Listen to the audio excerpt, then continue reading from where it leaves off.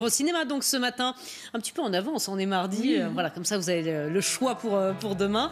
Voir donc le film Mauvaise Herbe. Oui, c'est le deuxième film de l'humoriste, acteur et réalisateur Kéron. Alors ça avait très bien marché pour lui avec son premier film, il avait séduit le public et la critique avec Nous trois ou Rien. Là il revient avec une comédie dramatique, un film très touchant, à la fois drôle et émouvant. Il joue Wael, un ancien enfant des rues qui vit en banlieue parisienne, de petites arnaques qu'il monte avec la complicité de Monique, retraitée, jouée par Catherine Deneuve, qui est comme une mère pour lui. Et grâce à Victor, l'un des amis de Monique, il devient bénévole dans un stage d'été pour des collégiens exclus du système scolaire, et où elle va se retrouver à gérer 6 ados difficiles. Et cette rencontre entre eux, Mauvaise Herbe, va finalement changer le destin de chacun. Regardez.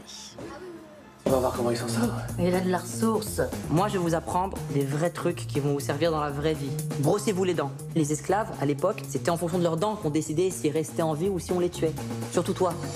On sait jamais. Ils vous ont déjà eu une fois, ça peut se reproduire. Je ne connais pas vraiment votre histoire, mais ton ami, là, je pense pas que ce soit un bon exemple pour les petits.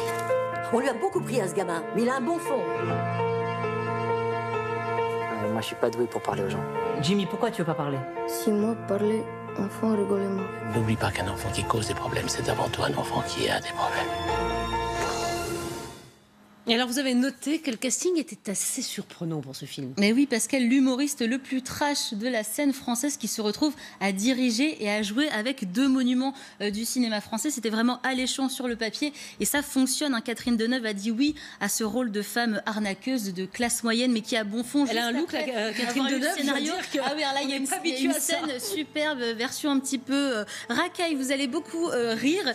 Kéron voulait un petit peu, je cite, salir Catherine Deneuve, la sortir de ses rôles de bourgeoise apprêtée. C'est vraiment réussi, et c'est un peu un film miroir. On a pas mal de flashbacks sur la vie de ce Wael, enfant qui erre dans les rues, enfant qui va être recueilli dans un orphelinat où il ne sera pas forcément plus en sécurité. Son parcours va lui permettre d'aider ces ados perdus qui subissent le racket et toutes sortes de violences dans leur vie. Les jeunes à l'écran ne sont pas des acteurs professionnels, mais ils sont époustouflants. David Verhaeghe a rencontré Kéron et il voulait faire avant tout un film qui rassemble. Écoutez. C'est important pour moi de mélanger les générations. Je veux que le public s'approprie ce film. Je veux que les jeunes comprennent mieux les seniors, que les seniors comprennent mieux les jeunes, et qu'on se passe le flambeau. On ne devrait pas être en opposition avec la génération d'avant ou d'après. Or, c'est ce qui est en train de se passer. Chacun pense à ses intérêts. Les seniors pensent à leurs intérêts avec les jeunes qui font du bruit dehors, la nuit, etc. Nous, on veut être tranquille. Les jeunes pensent à leurs intérêts avec « on veut vivre, laissez-nous tranquilles ». Les parents, chacun pense à son intérêt. Et on devrait tenir compte des générations passées et futures. Voilà, Mauvaise Herbe, ça sort demain. Allez-y, comme tous les bons films, Pascal, on rit et on pleure. La musique est sublime, et mention spéciale aux deux rappeurs Medine et Fianso qui ont un petit rôle.